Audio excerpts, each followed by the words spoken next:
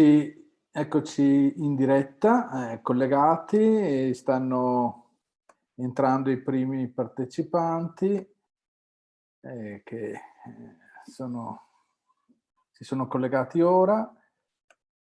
Vedo Tania Paggiaro e Roberto. Eccoci in diretta. Do il benvenuto a Tania Paggiaro e a Roberto, che stanno ancora connettendo il microfono. Forse Tania adesso ci sente. E nel frattempo, mentre anche altri si collegano, vi do il benvenuto. Questo è uno strumento che stiamo lanciando di collegamento in video meeting attraverso Zoom. Il video viene trasmesso anche in diretta in live streaming su YouTube, sul canale di Press News Veneto, e in questo frangente commentiamo la situazione in essere, ovviamente con un focus particolare sul Veneto e sulla questione veneta in generale. Ecco. Ciao Roberto e ciao Tania, mi sentite? Forse vedo che avete i microfoni attivati, però forse non mi sentite. Vabbè. No, io sì. Tu mi senti? Se avete modo di ascoltare nel frattempo, quando volete. Sento anch'io i bimbi, quindi metto in silenzioso. Con piacere, quindi diamo il via a questa riunione. Pubblico anche il link sulle pagine Facebook, in modo che chi magari è in ritardo possa ascoltare. Sento anch'io i bimbi, quindi metto in silenzio. Va benissimo Tania, non c'è problema.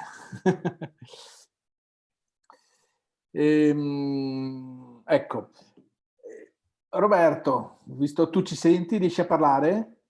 Mi senti te? Tardo possa Mi senti? ascoltare. Sì, ti sento. Va benissimo Tania. Se vuoi, magari mentre Tania ascolta, Roberto, se vuoi dire qualcosa tu. Ci senti, riesci a parlare? No. Sono nuovo e quindi non... per quanto riguarda l'indipendenza coronavirus, se vuoi magari vuoi dire qualcosa tu?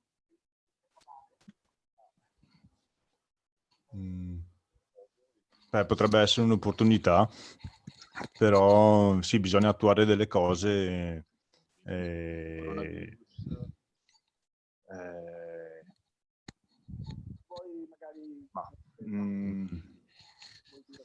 Adesso un po' non so cosa dire. Tu cosa dici di questo coronavirus? Che opportunità ci possono essere per creare l'indipendenza? Allora, poi vedremo anche l'opportunità, nel senso che in questo momento sta emergendo una situazione di difficoltà da parte dello Stato italiano. Mm-hmm.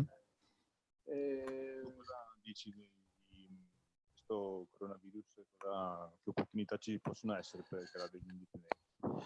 Ho un attimo di ritorno, vediamo se riesco a regolarlo, perché altrimenti ho difficoltà da parte dello Stato italiano. Vediamo se riesco a togliere. Ecco qua, forse adesso mi sentite meglio. No, allora, mentre do il benvenuto anche ad altre persone, qual è l'opportunità in particolare in questo momento legata alla particolare situazione? Non è legata al presente, all'immediato momento in cui ci troviamo, no? Perché nell'immediato momento in cui ci troviamo, chiaramente le persone giustamente seguono le autorità sanitarie, le autorità come dire, in carica, e quindi in un qualche modo non riescono a seguire un percorso che possa essere di indipendenza. Però è altrettanto vero che la situazione in essere sta dimostrando un'assoluta inadeguatezza dello Stato italiano, in un modo che probabilmente è ancora più eclatante di quanto già non fosse. Teoricamente adesso mi ha detto di sì. Se fino a un'oretta perché di più non riesco, in ecco. particolare noi veneti, Ok, l'assoluta inadeguatezza intanto diamo delle basi così. per quel che riguarda l'aspetto economico, l'aspetto che ha costretto e che costringe, diciamo, costringeva fino al 21 quando la situazione è radicalmente mutata, i nostri giovani ad emigrare, cercare di costruirsi un futuro, di avere una speranza. Oggi chiaramente la situazione ha anche un altro specchio, cioè lo Stato italiano mette anche a rischio la nostra salute.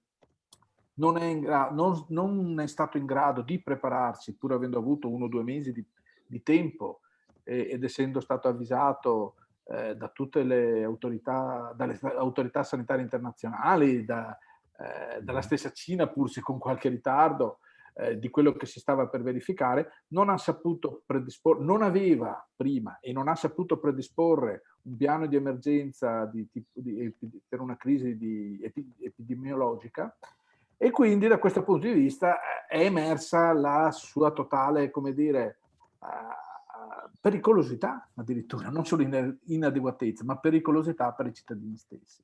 Nel contempo, pur con tutte le limitazioni del caso che può avere una regione oggi, no? Una regione nel panorama amministrativo italiano, il Veneto, se vuoi, più per, come dire, capacità dei tecnici, degli scienziati che operavano presso l'Università di Padova, e anche tutto sommato per, come dire, la capacità che ad un certo punto, dopo magari un'iniziale ritrosia, ha dimostrato anche l'amministrazione regionale di seguire le indicazioni che venivano dagli scienziati, il Veneto ha invece dimostrato nel suo piccolo di saper gestire un'emergenza come questa in un modo sicuramente diverso, con dei numeri che hanno dato dimostrazione di maggiore efficienza, pur, come dire, con tutte le migliorie del caso che si potevano applicare. Questo confronto è ben chiaro ai veneti.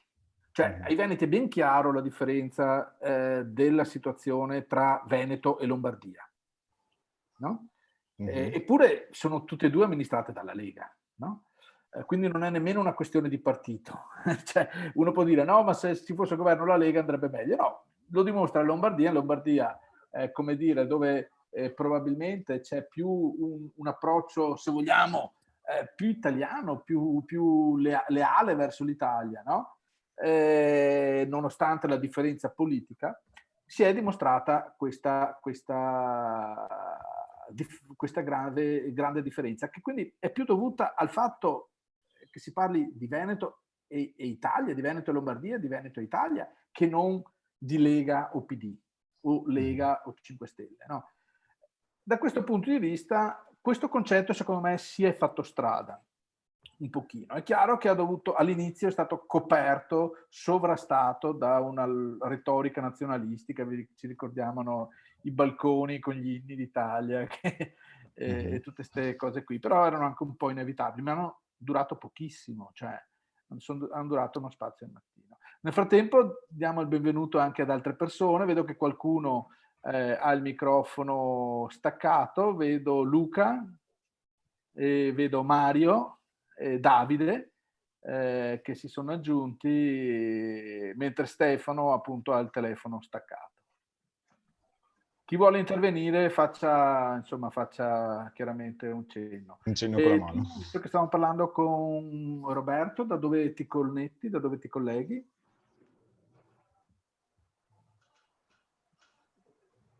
Roberto? Sì.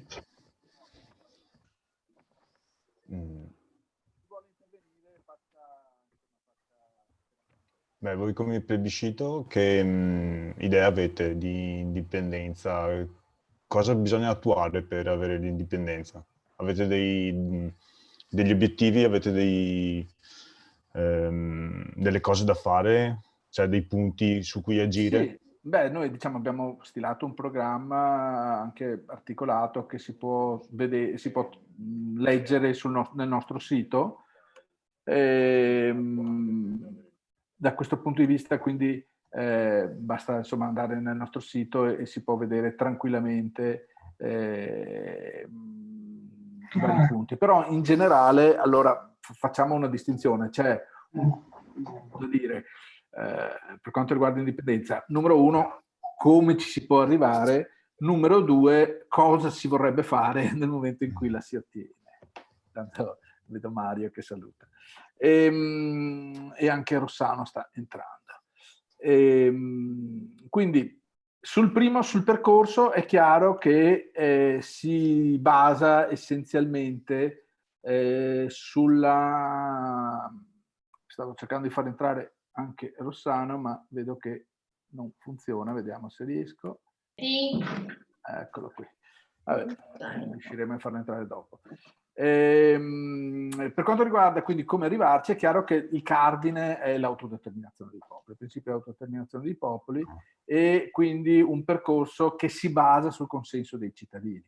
Questo è inevitabile. Qualsiasi idea di ottenere l'indipendenza con un percorso che non sia basato sulla consenso del popolo, secondo noi è un'idea fallace in partenza, perché come dire, il percorso democratico è quello che assicura poi anche la legittimità all'obiettivo di indipendenza stessa.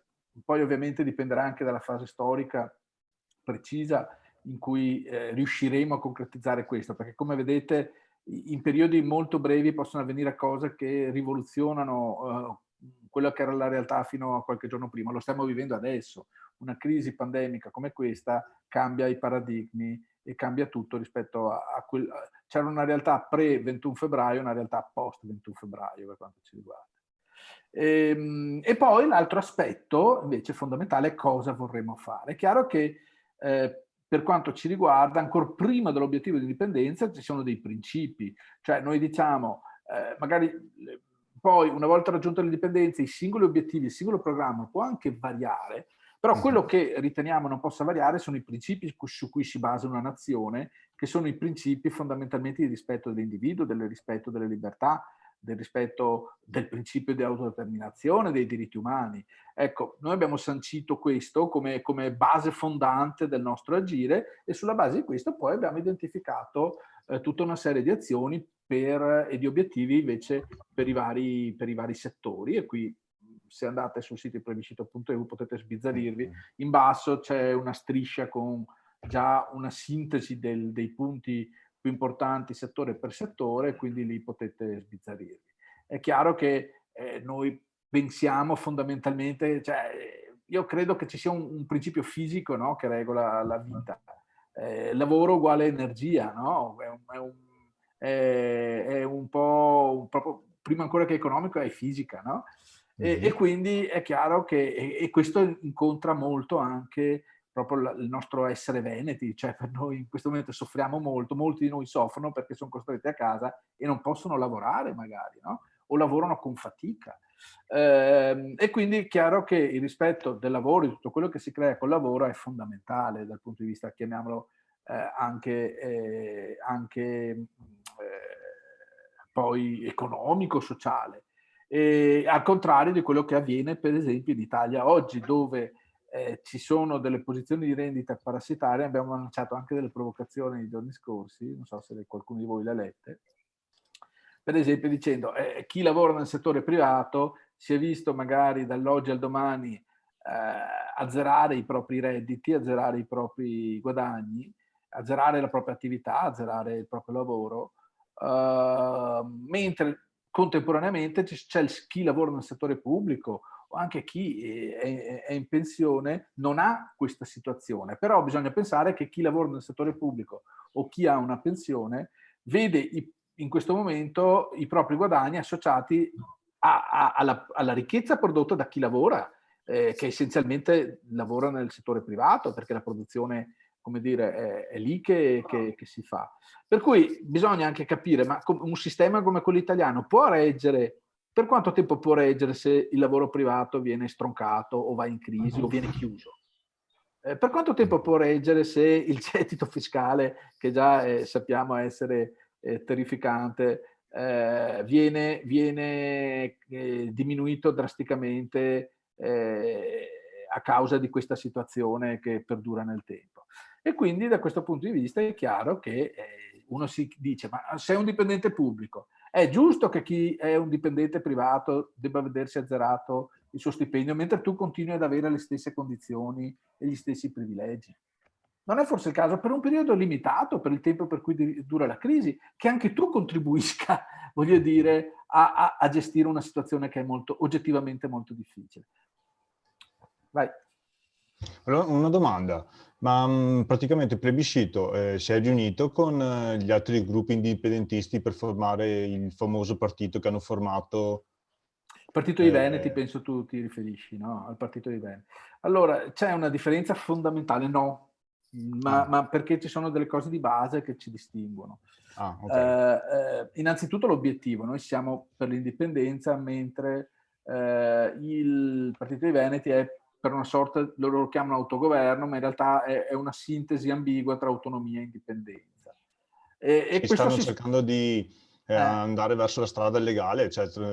Anche noi andiamo per la strada legale, ci mancherebbe. Però il problema, dove vuoi andare? Vuoi andare per l'autonomia o vuoi andare per l'indipendenza? Sono due strade diverse e spesso, soprattutto diciamo dal punto di vista strategico, creano percorsi che sono tra di loro incompatibili, per cui noi diciamo no, l'obiettivo è l'indipendenza. Poi magari può essere che nel periodo tu ottieni, lo Stato, se tu ottieni un grande consenso ai cittadini per cercare di prevenire l'indipendenza, ti dia delle concessioni. Vabbè, quelle le prenderemo se saremo abili, ci mancherebbe. Però è altrettanto chiaro che il nostro obiettivo è l'indipendenza, perché è l'unica che ci può permettere di creare un futuro per noi, per i nostri ragazzi, per le persone più anziane, per tutti. E l'altra differenza di base è il rapporto con la Lega. Mentre noi consideriamo la Lega come si dice, un ostacolo all'indipendenza, anzi il più grande ostacolo che ci sia oggi oggettivamente, perché la Lega come obiettivo ha prima gli italiani e chiaramente questo è un obiettivo che è incompatibile con una logica di indipendentista, no? Invece il Partito dei Veneti è sento un rumore di fondo da parte di qualcuno, mentre il Partito dei Veneti siede in giunta in molti comuni con la Lega, per cui chiaramente ha un rapporto di tipo diverso, che è ambiguo. E questo secondo noi politicamente non può stare in piedi. È lo stesso.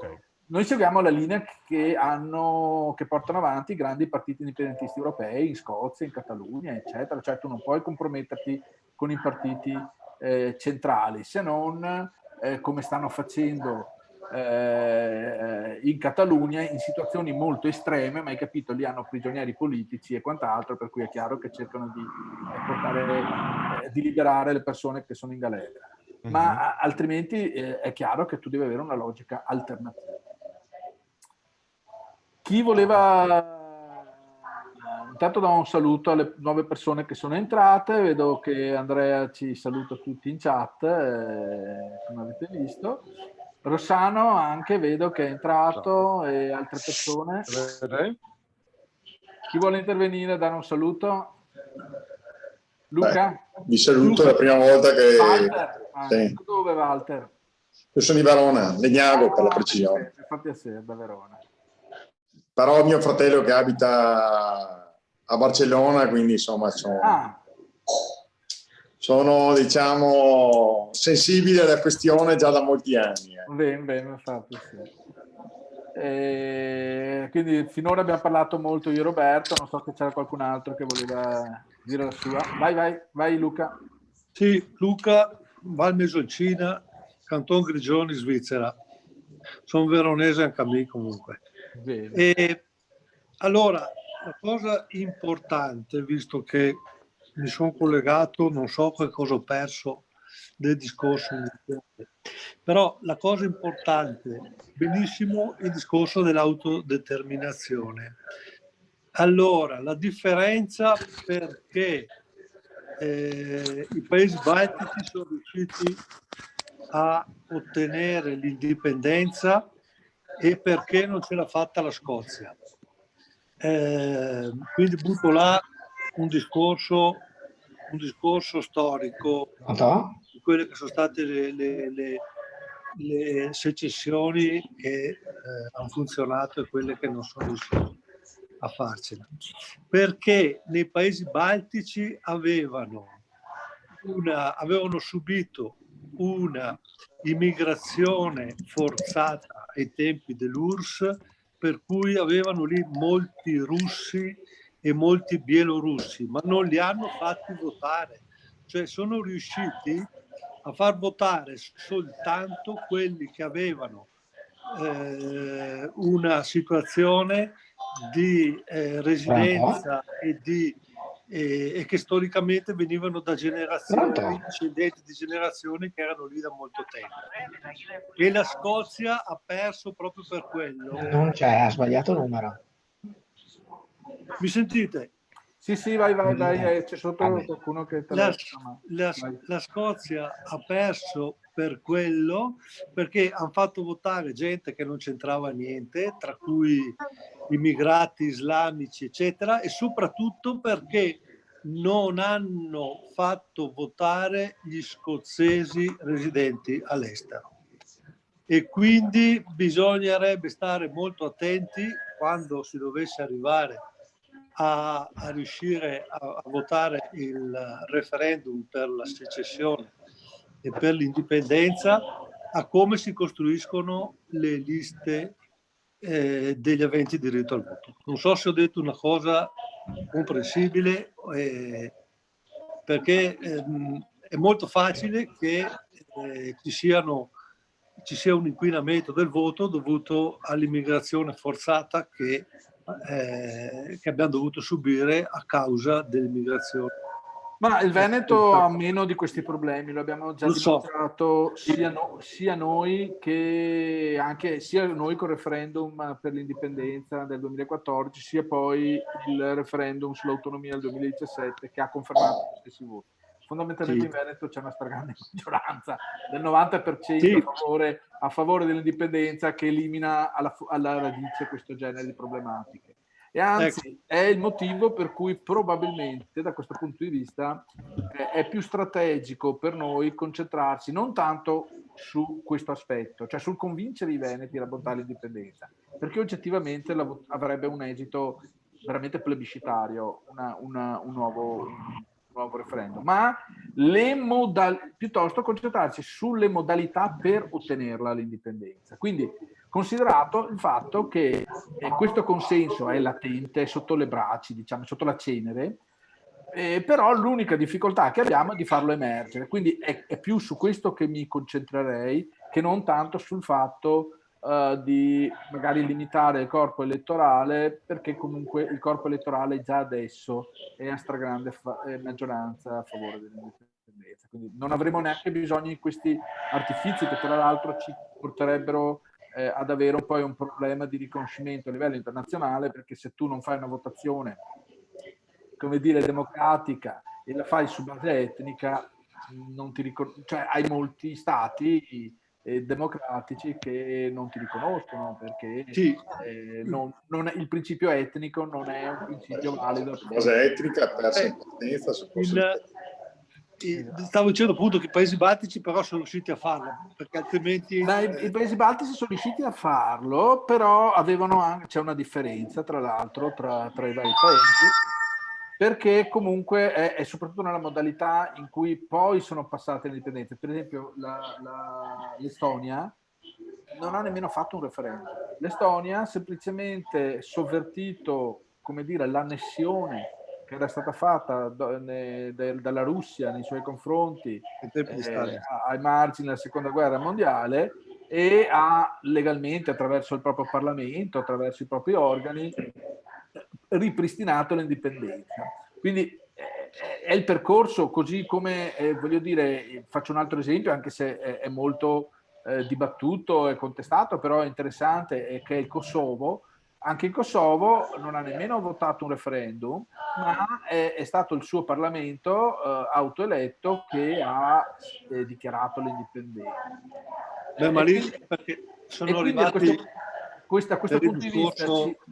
da questo punto di vista, tra l'altro, ci apre un'altra strada, che è quella di dire, va bene, siccome il referendum ha delle oggettive difficoltà, un referendum istituzionale ha delle oggettive difficoltà ad essere approvato, perché c'è un rumore di fondo da parte di qualcuno di voi, di una TV accesa, di qualcosa, che entra in conflitto con tutta la trasmissione, per cui chiedo a qualcuno che è collegato di abbassare il proprio audio in tal caso. Vabbè, comunque dicevo che se dovesse esserci una problematica sull'edizione di un referendum, noi abbiamo sempre la strada dell'organo regionale che possa dichiarare l'indipendenza attraverso un percorso che possa essere di carattere democratico rappresentativo. Questo non è un problema, è una cosa che si può fare. È chiaro che però alla base ci deve essere un consenso che per esempio sia di carattere elettorale in quel caso. Sì, lo scoglio, se mi posso permettere, è sempre ovviamente come è regolato la materia referendaria nella Costituzione italiana, insomma, quello lì. Sì, per quello dico... Il passaggio, diciamo, la chiave di volta è tutta lì, insomma, nel senso che... quello dico, se dovesse per alcune materie, essendo sull'abrogativo, non può essere per alcune materie poi proposto, quindi bisogna...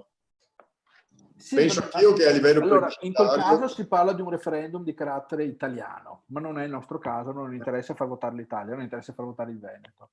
Il Veneto in quel caso ha uno statuto regionale che regola il referendum, però è altrettanto vero che se tu indici un referendum per l'indipendenza può succederti, come è successo nel 2015, e lo si sapeva, che la Corte Costituzionale te lo blocchi. Tu a quel punto o sei in grado di fare come ha fatto la Catalogna, di organizzarlo lo stesso, oppure te lo bloccano. E essendoci un controllo burocratico molto forte dello Stato centrale anche a livello regionale, è chiaro che una volta che te lo bloccano è molto difficile andare avanti, a meno che non utilizzi una strada come quella che ha utilizzato Plebiscito di prescindere dalla burocrazia italiana. Diverso è invece il caso di una regione, però è chiaro che bisogna trovarsi una condizione per cui questo possa essere favorevole, però una regione può dichiarare l'indipendenza, un consiglio regionale, una giunta regionale, in particolari condizioni, con un particolare percorso, con un particolare processo, lo può fare. È chiaro che a quel punto c'è un conflitto che emerge con lo Stato, ma prima o poi questo conflitto di carattere istituzionale deve emergere, perché sennò non ottieni nessuna indipendenza, voglio dire. Certo. Stefano? Luca, posso intervenire? Ciao a tutti. Volentieri, ciao. Da dove sei, Stefano? Sono anche di Verona, di Vialeggio. Bene. Di Verona. E niente, volevo, a proposito di referendum, capire perché nel 2014, dopo il referendum di plebiscito, cosa è mancato che ha portato avanti il successo che c'è stato a livello di voti e... È mancato che ovviamente il referendum del 2014 era di carattere privato, cioè cosa vuol dire? Che c'era un'associazione privata che in collaborazione con una quindicina di comuni aveva indetto... ho sentito un rumore da parte di qualcuno. Michele Perissinotto? Ciao.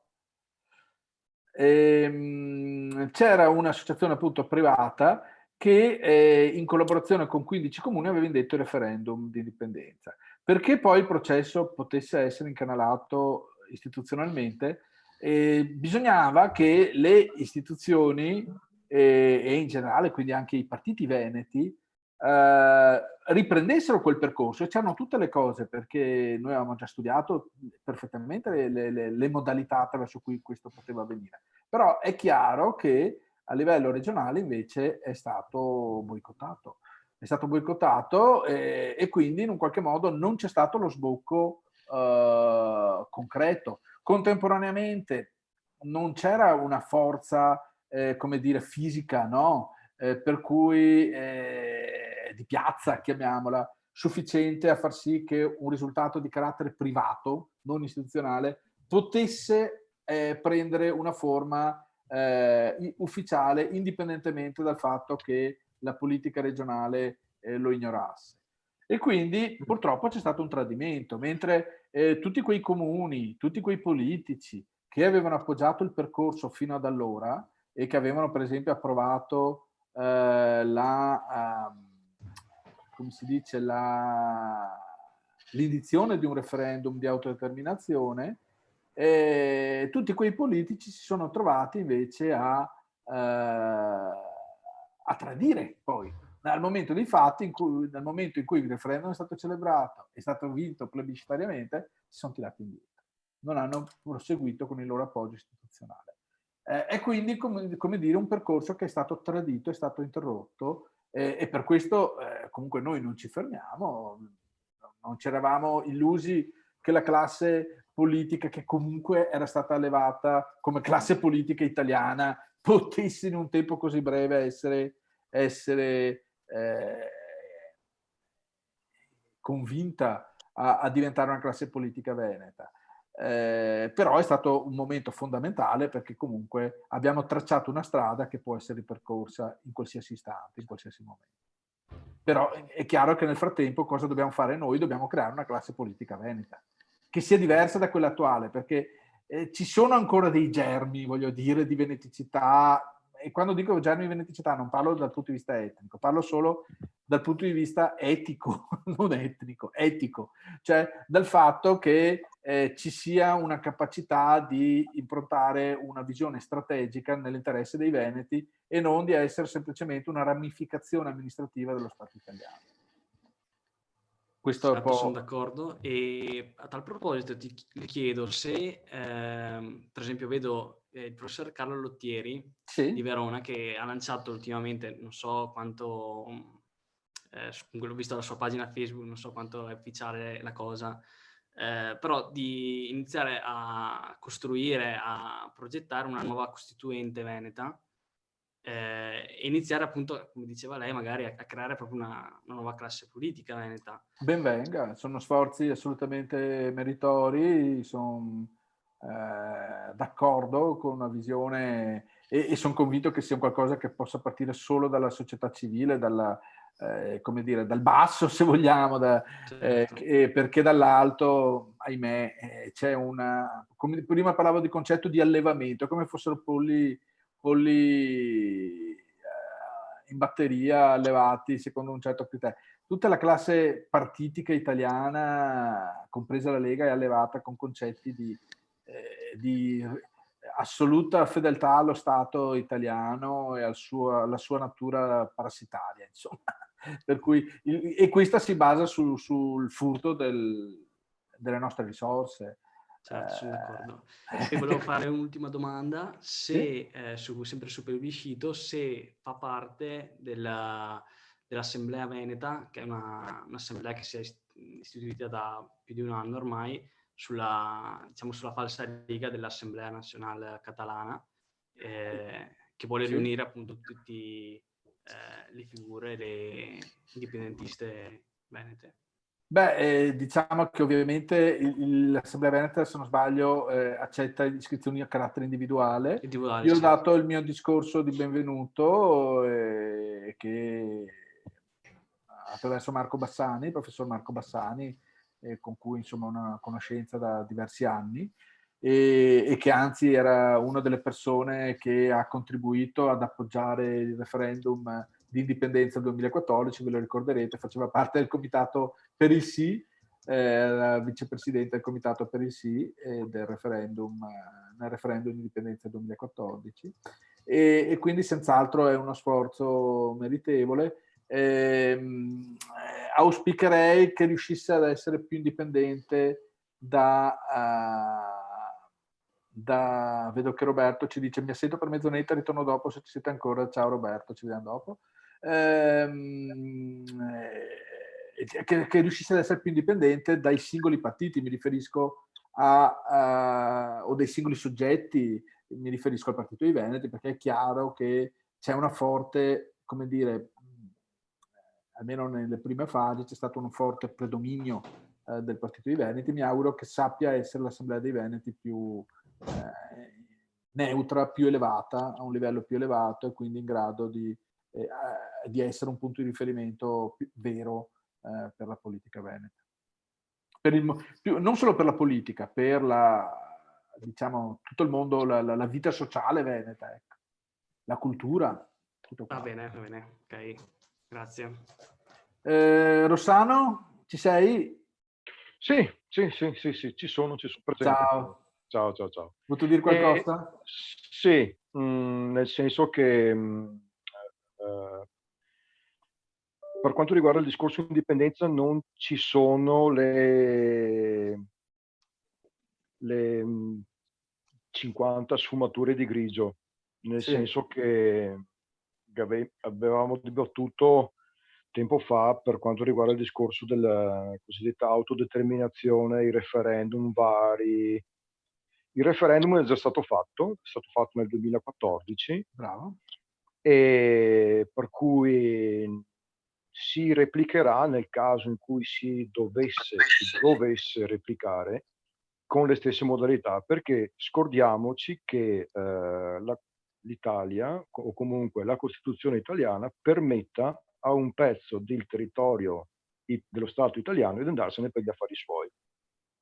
Per cui tutte queste robe, scordemo se non fumo negli occhi. L'indipendenza già stata votata, non c'è bisogno di altro, non c'è bisogno di autonomie, di autodeterminazioni, che onestamente sarò anche ignorante come un socco, ma ho ancora da capire cosa che vuol dire questa autodeterminazione, cosa sia. Non si sa. Dipende da che parte che ti tiri l'elastico, ma esatto. Cioè, ragazzi, l'autonomia. In Kosovo c'era una cosa, no? Appunto. Prima si parlava di Paesi Baltici, in Estonia c'è stata addirittura un'altra cosa. E ogni paese ha la sua realtà, la sua situazione storica. Autonomia e regioni autonome scritte in Costituzione, per cui se qualcuno pensa con metodi col voto di cambiare la Costituzione italiana, si sbaglia, ma abbiamo detto centinaia e centinaia di volte. Per cui il referendum è già stato fatto, basta, fine. Il popolo veneto si è espresso, continueremo su questa strada, ma molto, molto serenamente.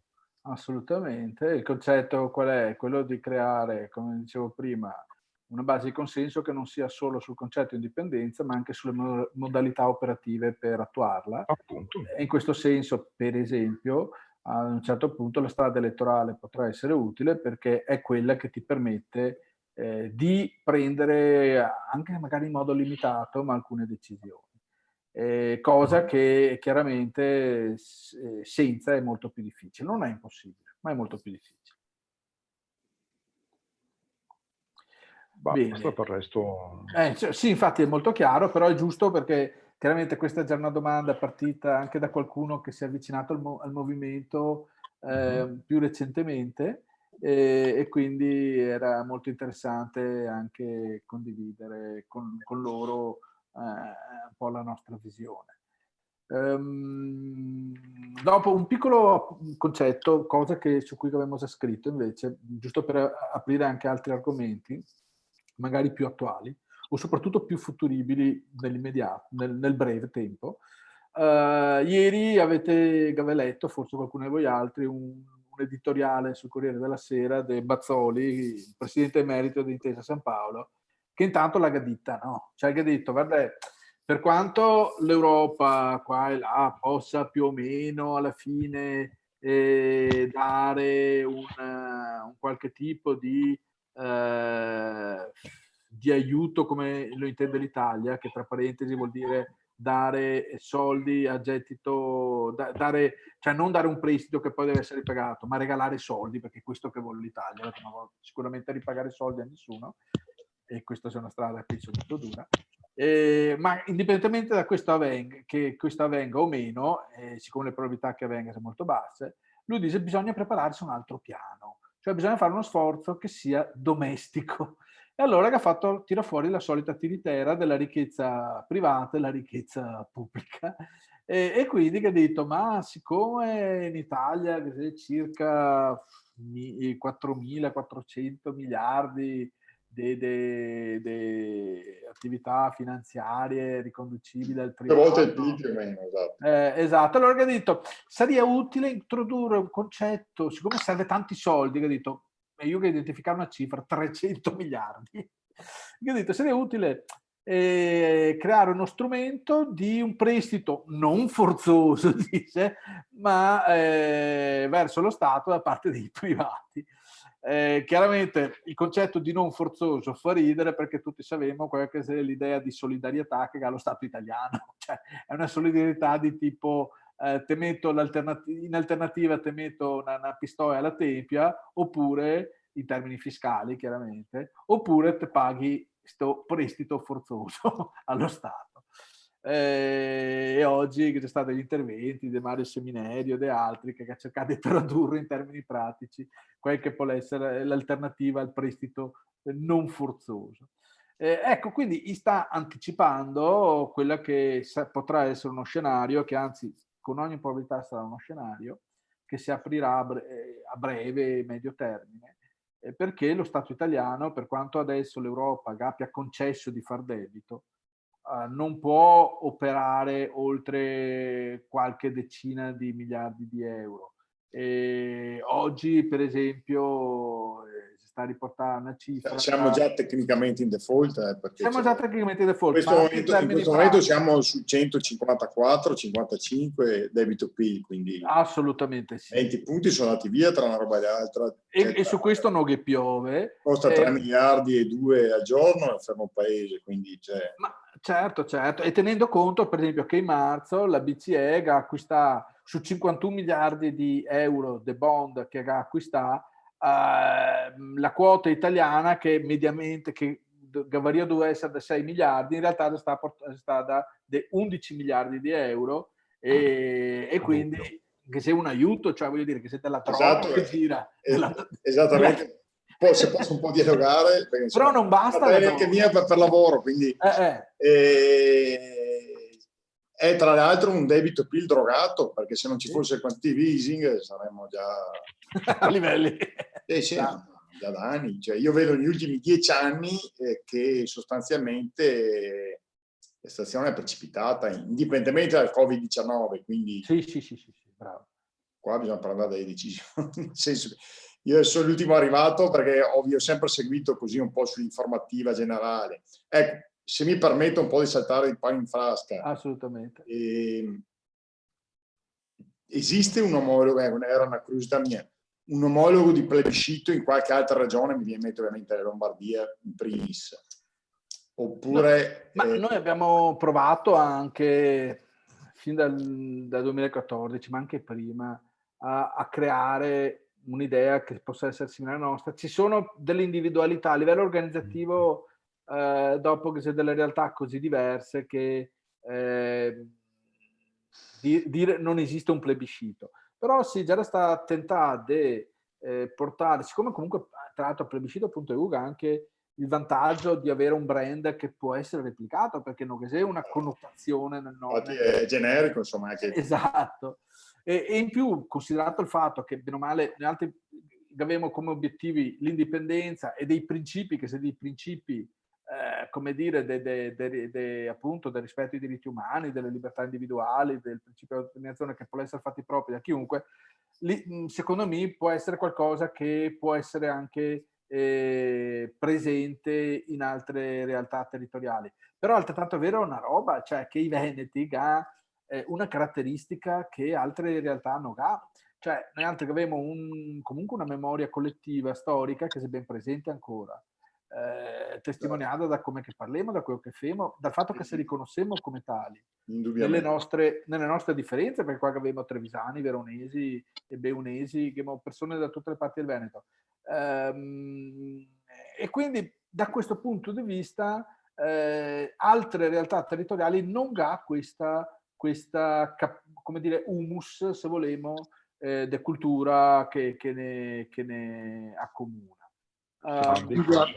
Scusa Gianluca, purtroppo per quel che riguarda la Lombardia, visto che la conosco bene perché dal 90 fino a 4 anni fa abitavo a Bergamo, E quindi posso dirti che sì. Lombardia Veneta.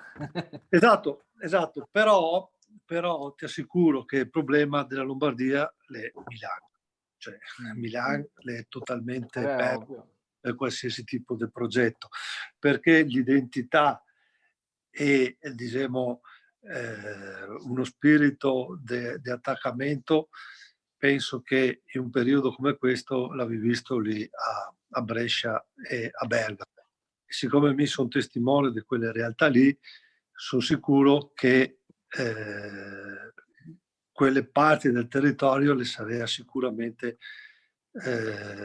pronte a saltare il fosso e a seguire una strada che noi altri potremmo tracciare. Ecco, è vero che tante volte parlando con sinceri indipendentisti bergamaschi e bresciani, mi dice sempre noi altri guardiamo al Veneto perché il Veneto è il faro per quel che può essere un certo percorso. Però ti assicuro che lì il senso di identità e il senso di aggressione dello Stato coloniale è ben presente in tutte quelle popolazioni. Purtroppo la Lombardia la paga il discorso di Milano. Cioè non ti trovi milanese neanche o lavora anche a Milano, ti dico, quando ti senti parlare in milanese tante volte gli è fiori di gente che avevo da altre latitudini e praticamente anche sentendo parlare quel poco milanese che senti parlare, in realtà non ti puoi mica pensare che Milano sia non ti puoi mica trovare terreno fertile, ecco, questo è il discorso. Chiaro.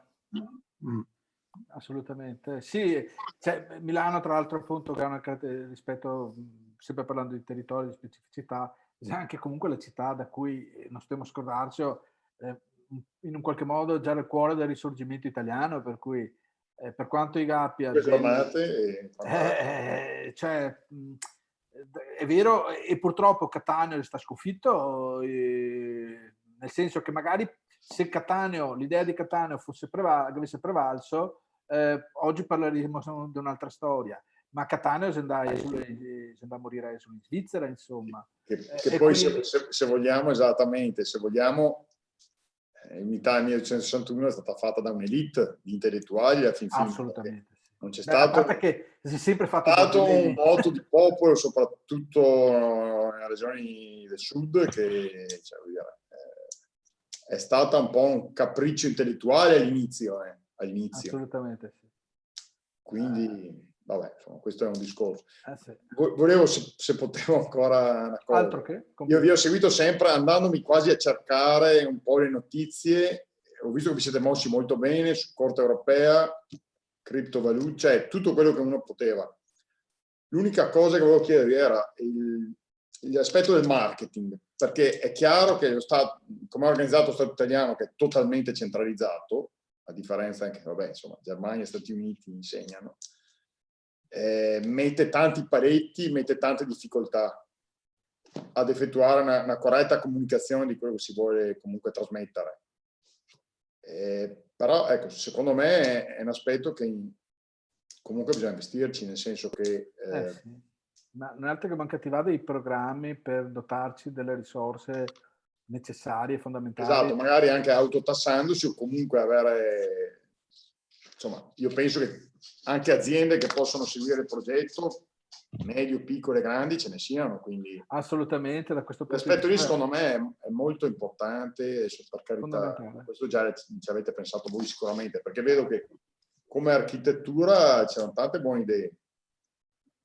Grazie, sì, diciamo che da questo punto di vista è importante, da un lato, appunto, riuscire a convogliare risorse, e le risorse vengono se ci sono le risorse umane, culturali, intellettuali, nel senso che per attrarre le imprese, per attrarre chiamiamolo chi è disponibile a sostenere anche economicamente il progetto di dipendenza, bisogna elevare di qualità il profilo. E qui quindi anche l'appello un po' a tutti è di coinvolgere le persone, soprattutto i nostri giovani, perché noi abbiamo giovani preparatissimi che magari hanno anche esperienze di carattere internazionale, che quindi parlano lingue, che hanno studiato, che hanno fatto PhD, che si sono specializzati, indipendentemente dal fatto che si trovino in Veneto o meno, perché potremmo rifare al contrario il percorso che fece quell'elite a cui Walter faceva riferimento, quell'elite che aveva creato, come dire, l'Italia. Invece noi dobbiamo creare quell'elite anche con caratteri e collegamenti internazionali che riporti il Veneto a ridefinire il proprio destino, a tracciare il proprio destino e il proprio futuro. Credo che sia fondamentale qui l'aiuto da parte di tutti, sia in termini diretti come dire, di impegno da parte di ciascuno di voi per quello che potete fare, sia in termini di coinvolgimento di persone che potete conoscere, è qualcosa di fondamentale. Ecco. Esatto, perché è una cosa un po' latente, tanti la pensano ma non riescono, diciamo, ad esprimere compiutamente all'interno in alveo di un movimento di qualcosa, perché è un po' un pallino anche mio fin nei primi anni. Io vi ricordo, adesso siamo nel 2020, ma io sono partito ho cominciato a riparlare di queste cose perché parlavo di dipendenza già negli anni 90, però era difficile negli anni 90 perché negli anni 90 era in vigore ancora il codice Rocco, vi ricordo, con gli attentati contro l'unità e la personalità dello Stato, che prevedevano la pena di morte, asterisco, tramutato in ergastolo dopo la seconda guerra mondiale.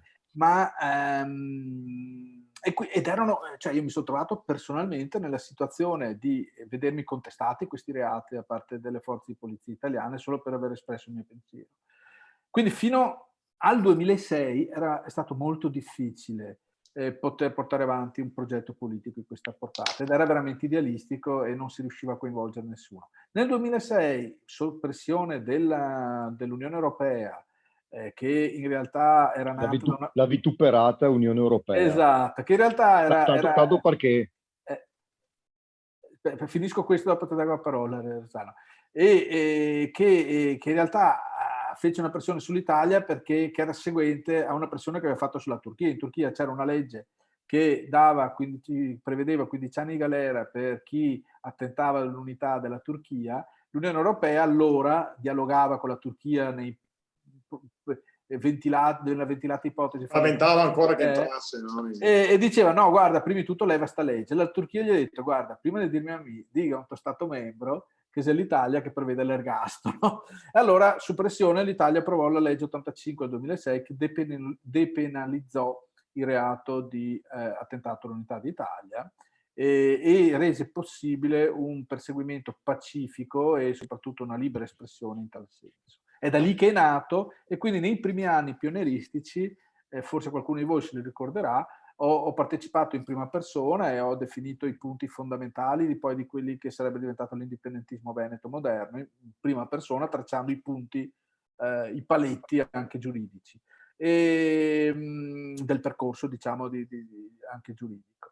E fondammo il Partito Nazionale Veneto prima, e poi Veneto Stato, e poi Indipendenza Veneta, eccetera, finché arrivò al plebiscito.eu. Ma nei primi anni era difficilissimo, eravamo a un livello veramente di coinvolgimento, se vogliamo, al contrario, sì, di carattere familiare, proprio di passaparola.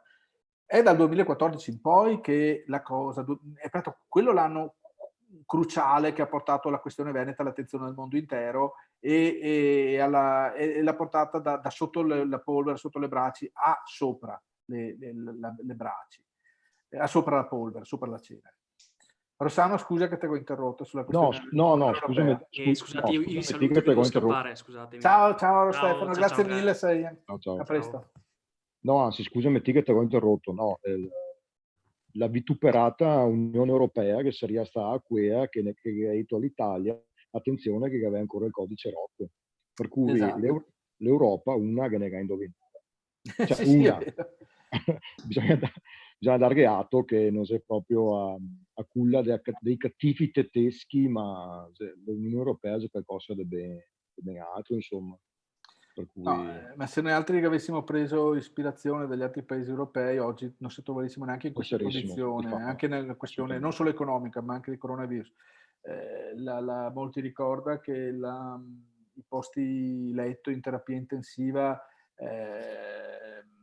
che in Italia che era a 4-5 mila.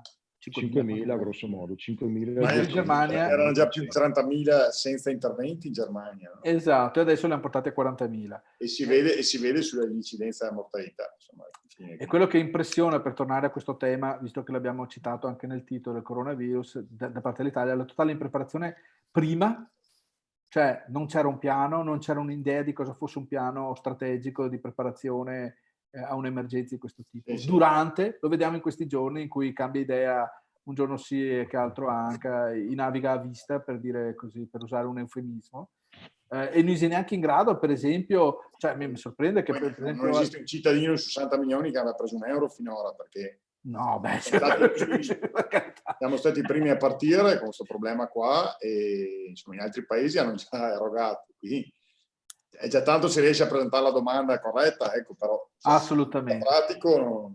Ma a me mi preoccupa, è una cosa che non puoi più lavorare, cioè io faccio commercialista, vedo che no.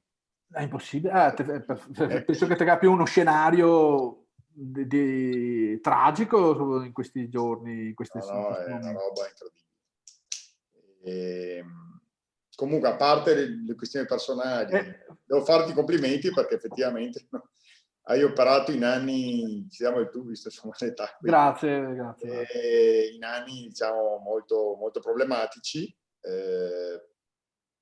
Però se guardiamo anche l'esperienza catalana recentissima, mio fratello lavora lì da un po' di anni.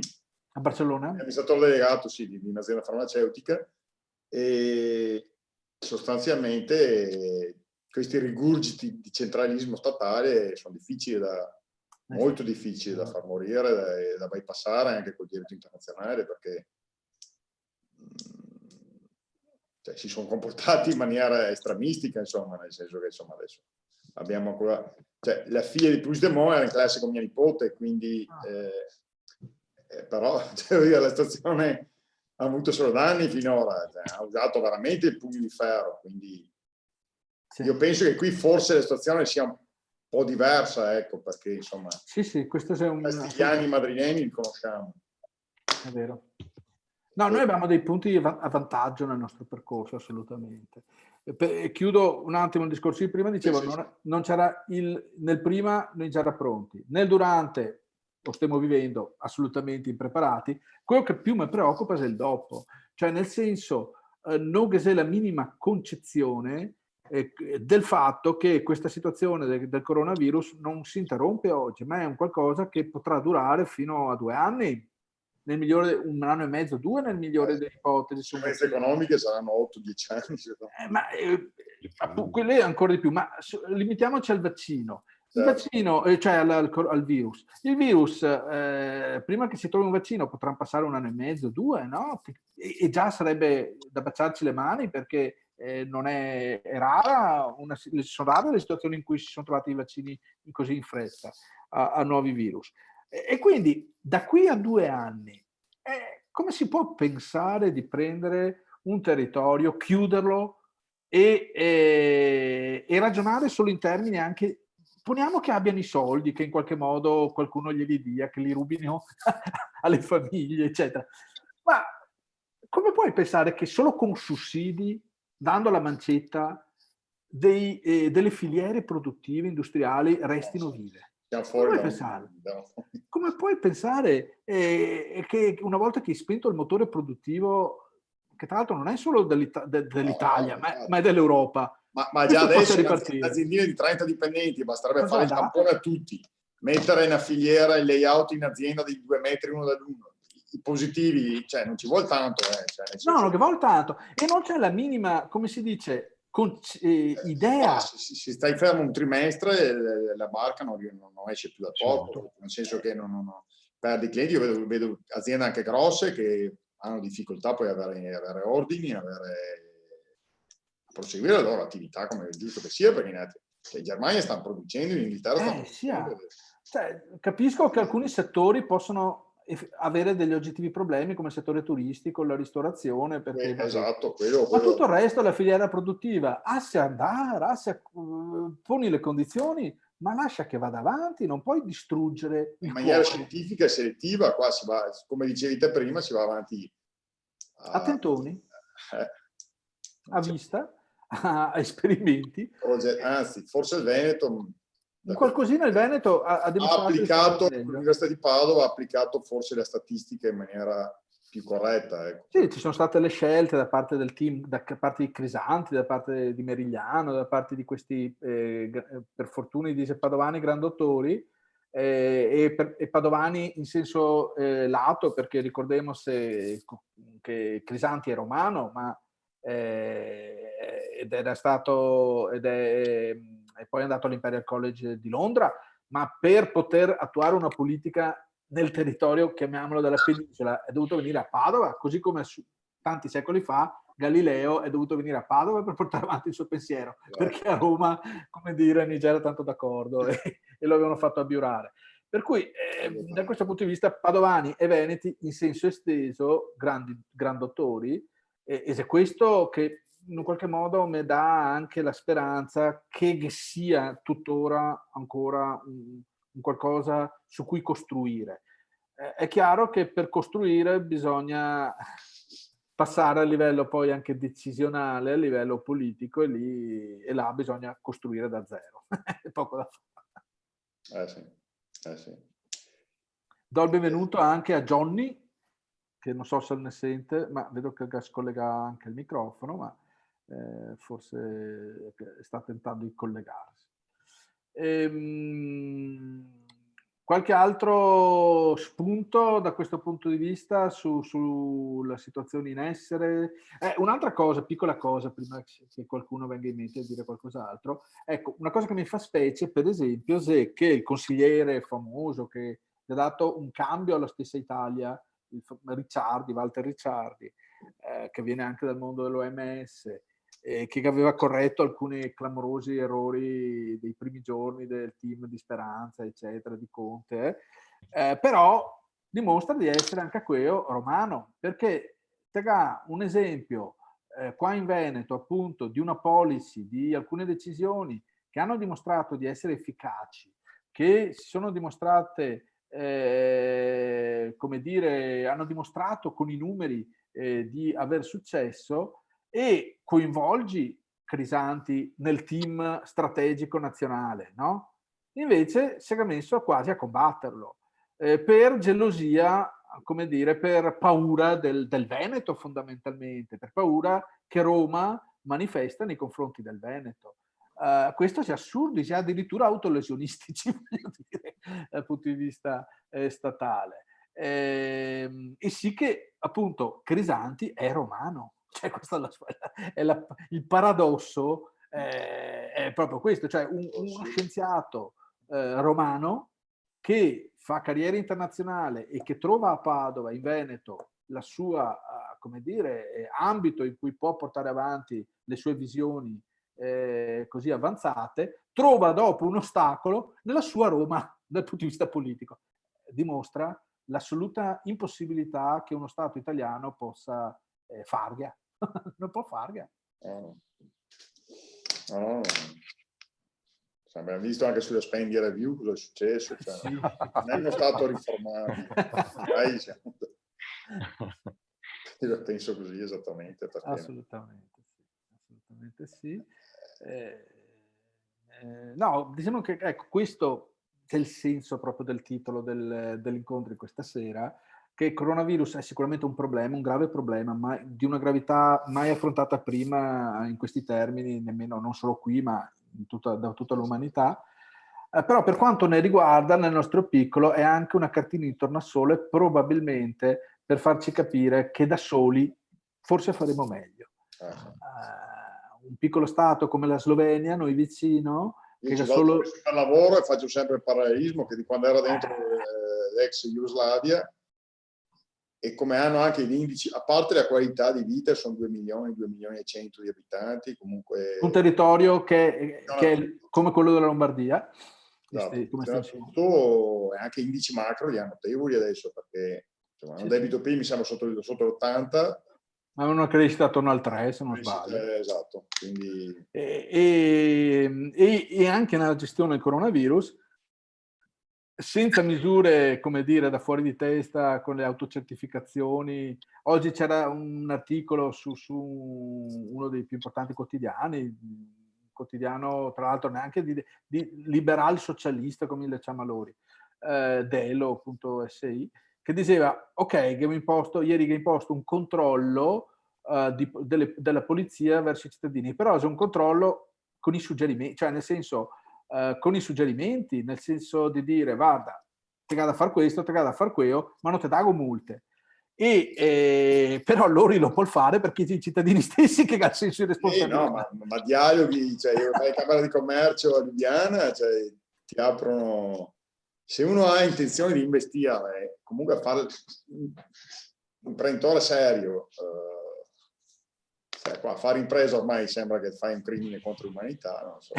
Sì. Se questo è l'atteggiamento. Comunque, sì, volevo dirti, anche a livello di... Vi siete mossi molto bene. Grazie. Chiaramente, ecco, una cosa volevo chiedere. I rapporti con la Lega, per esempio, sono sempre problematici o... Con individuali ci sono, perché fortunatamente il Veneto è una società di carattere orizzontale, quindi si riesce a fare.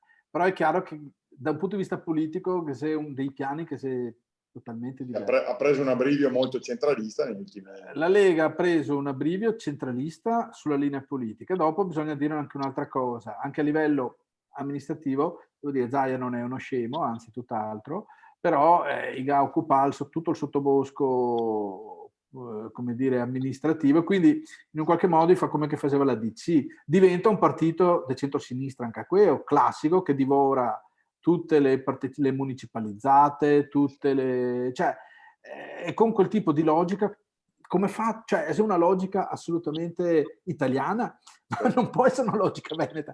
Da questo punto di vista noi si è diventato un partito italiano, purtroppo, anche se le individuali... No, io è tanto che non vado a votare perché non me ne sono più sentite. Sì, perché arriva a un certo punto in cui ti dici, non che faccio. Solo per capire un po', esatto. Però questo può essere un momento, diciamo... Ma io conosco, ci sono delle persone brave, sai, tecnicamente, sono anche bravi. Però purtroppo cosa potevi fare? Sei dentro un partito che è italiano come concezione, ma no da oggi. Sì, infatti. Anche a me adesso sta nella Lega nei primi anni 90. Prego, Roberto. Secondo me per ottenere l'indipendenza, più che chiederla al governo centrale di Roma, sarebbe da prendersela noi l'indipendenza. Assolutamente. E creando tipo un sistema che funzioni parallelamente a quello italiano che c'è in vigore adesso. E dopo, con il consenso popolare, con tutti gli iscritti e tutte le persone che vogliono l'indipendenza, portare alla ribalta il nostro sistema e e ottenere l'indipendenza praticamente. Di fatto è questa anche la nostra visione, nel senso che fin dal 2014... No, che avevate... Criptovaluta, ma proprio anche da un punto di vista politico, nel 2014 noi abbiamo dichiarato l'indipendenza della Repubblica Veneta. A quel punto abbiamo detto, però entriamo in concorrenza istituzionale, non possiamo pensare, siamo un nulla noi altri, siamo un insetto in confronto all'Italia, no? Però... Su quanti diciamo, militanti o comunque simpatizzanti? Ma no, al tempo, quando c'era stata anche... giusto per avere... Io la prima volta, sinceramente... Ma no, diciamo che probabilmente siamo qualche centinaio alla fine, però poi attivi sono meno, ovviamente saremo un centinaio, attivi 200, non lo so. Però tutta gente che lavora, per cui... voglio dire, diventa anche difficile fare le riunioni in modo continuativo, no?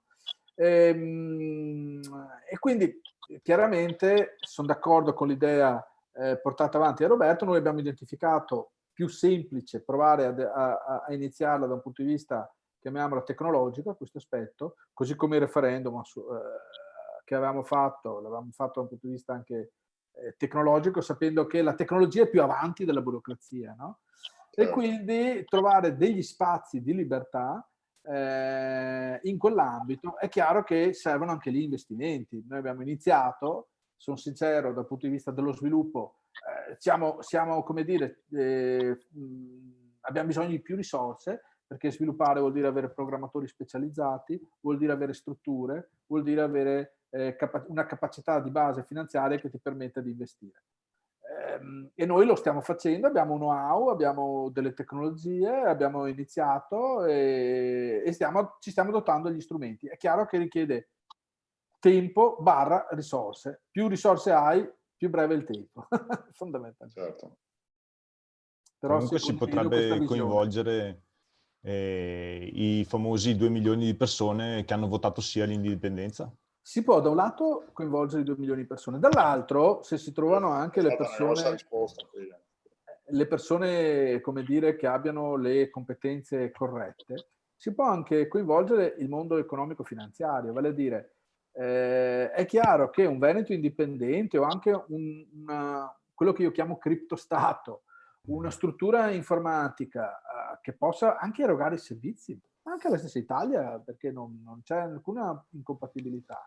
Facendo nostre le regole del diritto commerciale internazionale, mica si opera chissà con quali strumenti come è un bel passare, esatto. Esatto.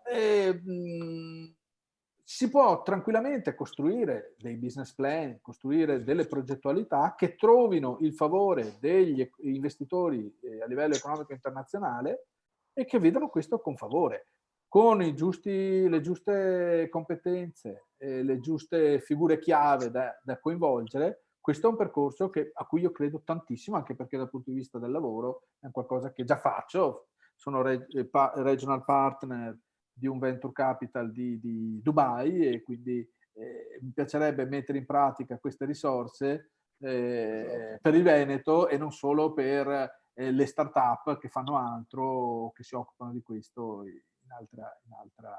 Vabbè sì, col venture capital ovviamente sarebbe tutto più velocizzato, perché è uno strumento, insomma, te lo fai per lavoro, quindi è uno strumento molto reattivo, no? Su determinati. Assolutamente sì. Vabbè. Okay. Un'altra domanda. Sì. Mi ha fatto piacere comunque l'incontro, complimenti. Grazie Walter. Facciamo l'ultima domanda di Roberto e poi magari cosa dite? Andiamo verso i saluti e poi ci diamo gli appuntamenti. Se non c'è qualcun altro che vuole. Vai. Che valore ha la carta d'identità di plebiscito.eu? È chiaro che ha un valore, come dire, identitario, affettivo, non ha un valore, cioè se tu la mostri a qualsiasi, non puoi certo fare come quelli che hanno fatto la carta d'identità e poi la mostravano alla polizia. Cioè. Tipo quelli là giù a... puoi solo contare sulla benevolenza in quel caso di chi incontri. Non ha quel tipo di valore, a meno che questo processo che stiamo portando avanti non trovi la propria finalizzazione. Però è un elemento importante perché comunque una persona che se la fa, ce l'ha nel portafogli, si riconosce, magari anche scherzosamente la mostra a qualcuno e un domani magari invece è lo strumento che gli permette, per esempio, di accedere ai servizi al criptostato. Anche perché potrebbe essere un modo per avere incentivi per sviluppare il sistema. Cioè, se tutte le persone se la facessero, sicuramente quota... 15 euro a testa, è chiaro che ci sono i costi di produzione, ma qualche euro riusciamo ad averlo di margine, sarebbe un grande aiuto al fine anche per mettere in punto in piedi il sistema, ecco. Assolutamente sì. Ok. Bene, grazie. Ragazzi. Posso raccontarvi due cose? Vai. Posso raccontarvi due cose perché io sono sempre un po'... conclusione. Vai. Sì, perché io sono sempre un po' romantico, penso che anche i simboli abbiano un significato. A proposito di carte d'identità, io quando abitavo in Lombardia, quando abitavo a Bergamo, giravo sempre con la carta d'identità del territorio libero di Trieste, che esisteva fino al 1952, e provocatoriamente ho preso anche una denuncia per contraffazione della carta d'identità che avevo in tasca. Perché, ecco. Ma la cosa invece bella, romantica, che vi volevo dire, è che 10 anni fa ho conosciuto un ingegnere, e da lì è nata una certa amicizia, che andava in giro a parlare dei cippi di confine tra la Repubblica e il Ducato di Milano. E lui è riuscito, è bergamasco, è riuscito a raccoglierne parecchi, perché molti stavano per essere distrutti per la costruzione della Brebemi.